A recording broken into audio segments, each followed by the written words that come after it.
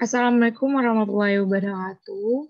Selamat siang Pak Isnanta, selamat siang teman-teman. Perkenalkan saya Widya Sisreni. Kali ini saya akan menganalisis saham Indofood atau INDF.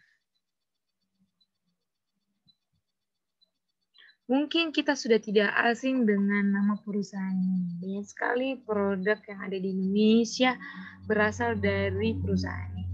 Salah satunya contoh yang paling terkenal adalah mie Indomie. Bahkan di tahun 2012, mie ini dinobatkan sebagai mie terenak di dunia.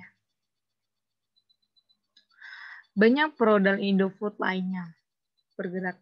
Contohnya ada yang bahan-bahan makanan, susu, terus kayak sirup, terus ada air putih, Pepsi, dan lain sebagainya. Nah, Indofood sendiri adalah perusahaan atau kegiatan usaha, unit usaha yang bergerak di bidang usaha makanan dan minuman. Sumber income-nya tentu pendapatannya itu sendiri. Segmen usaha atau marketnya di Indonesia dan luar negeri. Luar negerinya di mana? Salah satu contohnya Afrika, Eropa, Turki, Maroko, dan lain sebagainya. Sangat jelas sekali bahwa produk ini atau perusahaan ini sangat terkenal karena telah memiliki cabang di luar negeri. Kasus hukumnya untuk sampai saat ini tidak ada. Saya akan menjelaskan sedikit sejarah singkat tentang Indofood. Indofood sendiri berdiri pada tanggal 14 Agustus 1990 dengan nama PT Pangan Jaya Inti Kusuma. Ini didirikan oleh Pak Sudono Salim. Pemiliknya sendiri adalah Salim Group. Namun pada tahun 1994, berkat berkolaborasi dengan Frito-Lay Netherlands Holding atau waktu saat itu perusahaan Pepsi, berganti nama menjadi Indofood. Dan pada tahun itu juga, di tahun 1994, mendaftarkan diri pada Bursa Efek Indonesia.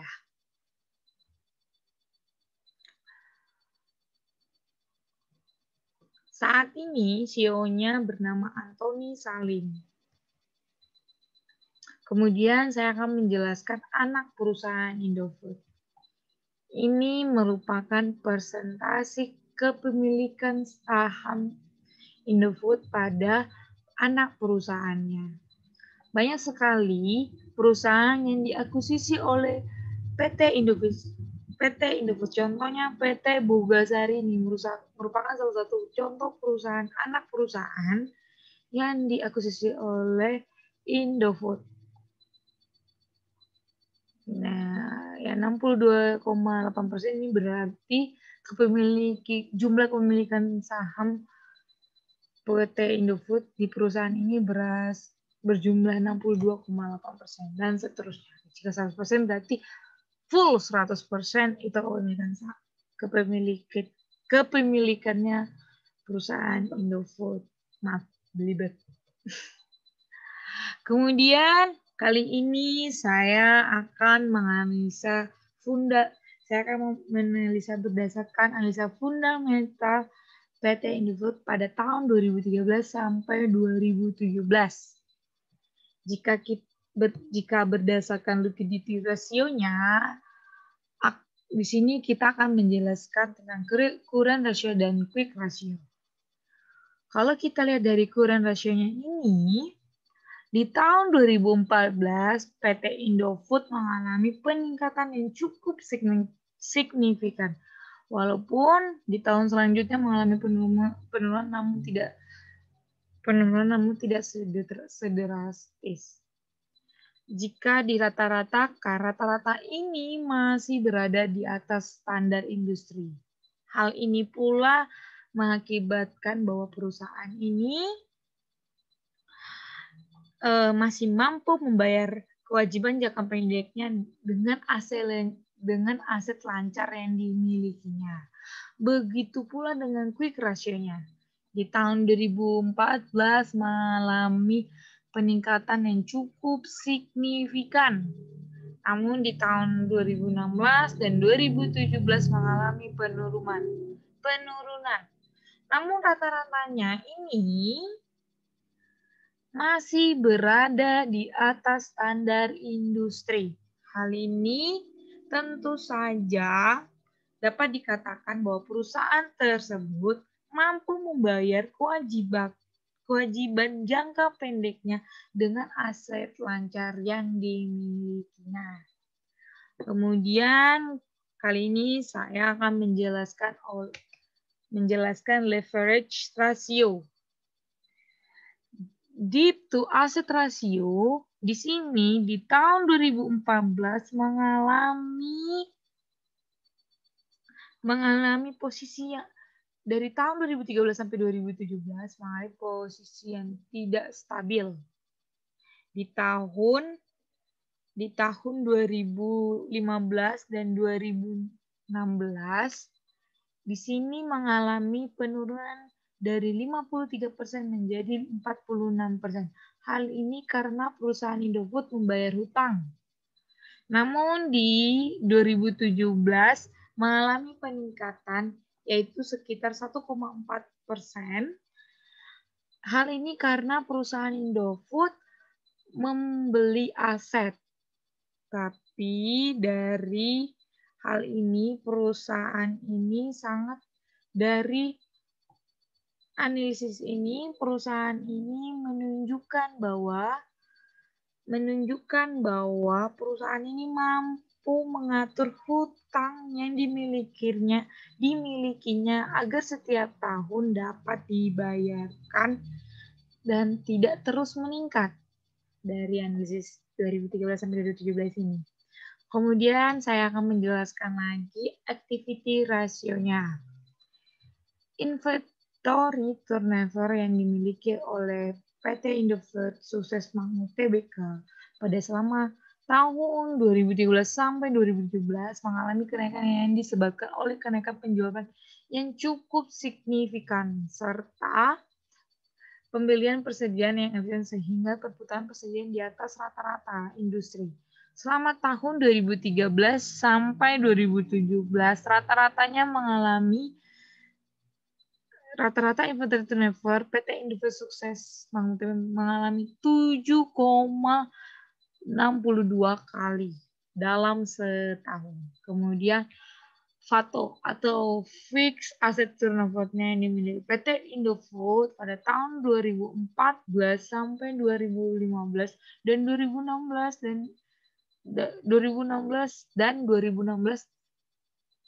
sampai 2017 mengalami penurunan yang dikarenakan adanya pembelian fixed asset. Kemudian untuk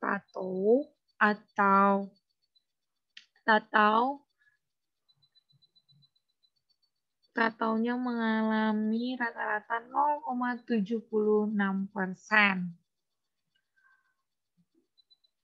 Tetapi secara keseluruhan rasio ini masih dikategorikan baik di industrinya. Kemudian saya akan menjelaskan profitability ratio.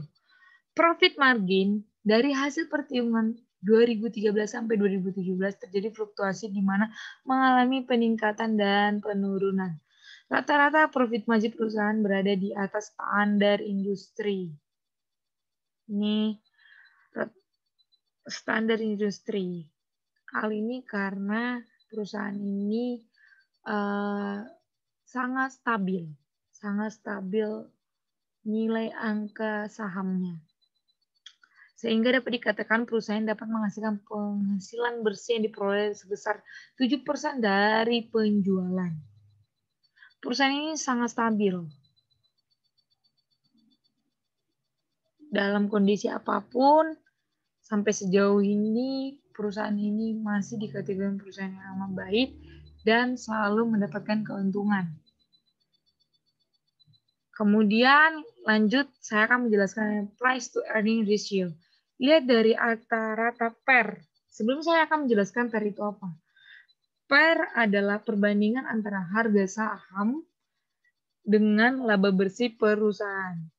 Di sini kita dapat mengetahui apakah harga saham tergolong wajar atau tidak secara real dan bukan perkiraan. Nah, kalau kita lihat dari rata-rata per PT Indofood, rata-ratanya sebesar 16,97, menunjukkan bahwa perusahaan memiliki nilai pasar yang cukup tinggi, peminatnya banyak. Salah satu produknya yang terkenal itu tetap Indomie. Maaf, bukan tetap, maksudnya produk yang terkenal itu Indomie. Berdasarkan analisa sebelumnya, di mana return of equity atau ROE di atas rata-rata industri dan PER saat ini sebesar 15,25 yang masih di bawah industri 16,51, menunjukkan bahwa perusahaan ini kedepannya akan mengejar tes standar industri. Kemudian ini saham hari ini itu berada di angka 6.750. Ini lebih jelasnya di sini. Saham hari ini berada di angka 6.750 dengan pembukaan 6.675 dengan penutupan sebelumnya yaitu 667,5. Penawarannya berada di angka 6.750. Penawaran awardnya itu 6.750 dan penawaran bidnya berada di 6.725. Hari ini sangat jelas di sini nih dibuka dengan angka 6.675, angka tertingginya ada 6.750 dan angka terendahnya ada di angka 6.650. Kemudian volumenya sendiri di angka 4.746.700 saham dengan frekuensi 2,693 kali. PE rasionya berada 2 kali dengan peringkat kapitalisasi atau IF pasar industrinya terkait 3 dari 30 perusahaan. Itu perusahaan sejenis ya maksudnya ini. Di sini tadi dijelaskan nilai transaksinya ada 31.437.696 rupiah dengan EPS atau earning per share, laba perusahaan dibagi per lembar saham. EPS itu adalah earning per share di mana laba perusahaan dibagi lembar per saham dengan IDR 4076. Nah, kapitalisasi pasar, kapitalisasi itu tuh IF atau enterprise value, farm value. Itu berada di 492.250 juta. Nah, untuk peringkat kapitalisasi pasar semua perusahaan 23 dari 728 perusahaan. Nah, untuk informasi berita kali ini, PT Indofood, CBP Subvest Makmur Tbk atau ICBP berpisah dengan Frito-Lay Netherlands Holding BF. Perpisahan ditandai dengan langkah ICBP mengakuisisi 49% saham Frito-Lay dengan PT Indofood Frito-Lay Makmur. Kemudian ada lagi beritanya bahwa analisis BRI Dana Reksa Sekuritas Natali Sutanto dalam risetnya pada tanggal 17 Desember 2020 menuliskan bahwa INDF pada tahun 2020 akan mampu membukukan pertumbuhan 5,6% YoY dari hasil pendapatan menjadi 80,9 triliun rupiah. Pertumbuhan tersebut dipicu oleh kenaikan dari penjualan anak usaha INDF, yakni PT Indofood CBP Sukses Makmur, serta jaringan distribusinya. Dari ini pula dapat saya simpulkan bahwa penilaian kinerja terhadap rasio likuiditas di mana dapat dilihat dari rata-rata current ratio dan quick ratio PT Indofood Tbk secara keseluruhan pada tahun 2013 sampai 2017 dikatakan liquid.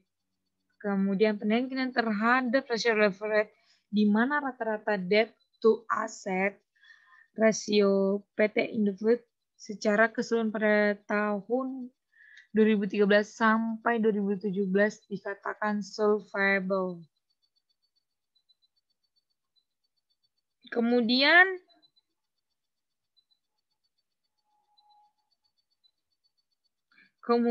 untuk total aset PT Indofood mampu menghasilkan penjualan sebesar 0,76 kali dari total aset yang dimiliki.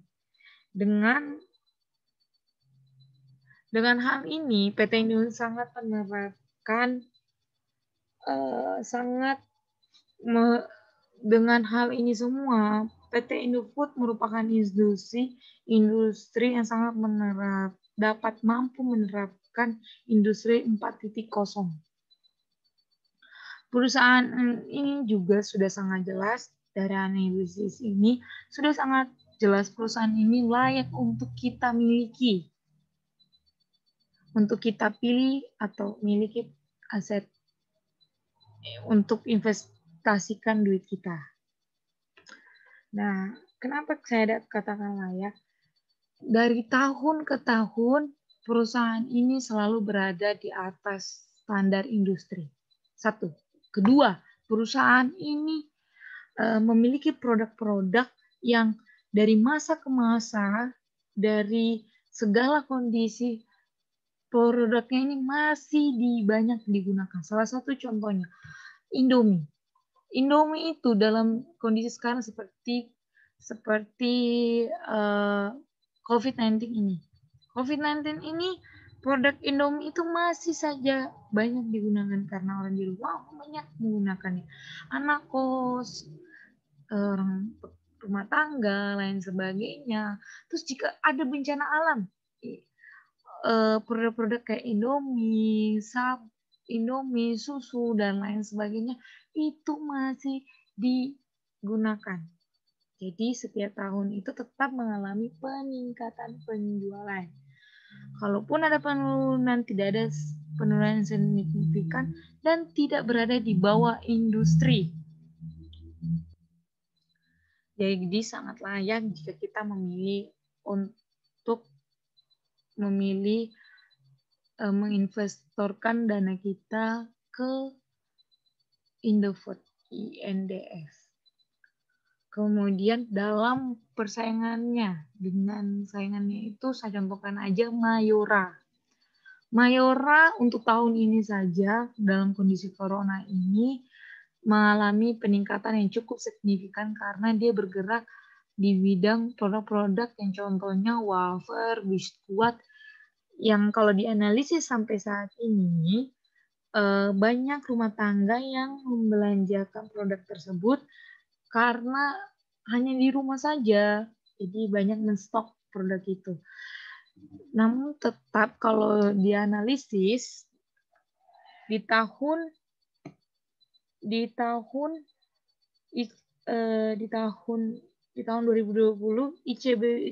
ICBP masih positif dengan target pertumbuhan pendapatan 5-6% dan tidak mengalami selama masa COVID ini. Mengalami penurunan selama masa COVID-19 ini. Pendapatan di tahun 2020 sampai 2021 yaitu 3,5 dan 3,9%. Dan salah satu pendapatan terbanyak itu berada di ekspor. Itu sekitar 49%. Itu sangat jelas sekali bahwa perusahaan Indofood ini sangat layak untuk kita investasikan dana. Dia bekerja sama dengan luar negeri. negeri, punya perusahaan di luar negeri, banyak yang membuat di luar negeri itu berbentuknya franchise gitu loh. Nah, terus produk-produknya banyak digunakan dalam kondisi apapun, terus nilai sahamnya setiap tahun masih berada di atas industri dan lain sebagainya. Jadi untuk itu saya jelaskan bahwa perusahaan ini sangat layak untuk kita pilih dalam berinvestasi. Mungkin dari saya sekian. Maaf jika ada kekurangan. Saya ucapkan maaf dan kali ini saya ucapkan terima kasih atas perhatiannya.